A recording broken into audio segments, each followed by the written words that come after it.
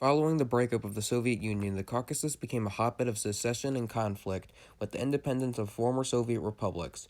Georgia declared independence on April 9, 1991, with nationalists wanting to assert control over South Ossetia and Abkhazia.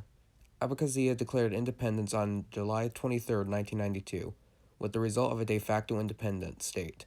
But what if Georgia had won this war? To say Georgia could have won this war is a stretch, as during the key battle of Garga, they were heavily outnumbered and outarmed, with tanks, rocket launchers, and jets.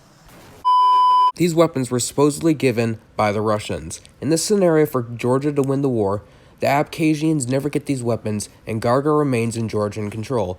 Peace talks held in Moscow would be in Georgia's favor, as Abkhazians would be encircled in Tavragel. With this war won, there was another war also to be fought, the South Ossetia War. The Ossetians were fighting Georgia to join the Russian Federation, where North Ossetia was located. But if Russia never supported Abkhazia, what would happen now? For Russia to show favoritism to one secessionist group to another would not have made sense, as the whole goal of the Georgian Civil War was to keep Georgia in its sphere of influence, or take territory.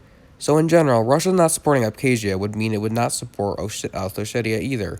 With Georgia winning both wars, the future would be a bit harder to determine, as the political party who would have been in charge would be the Union of Citizens of Georgia, who were ousted from the government in the Rose Revolution, and the country became more Western.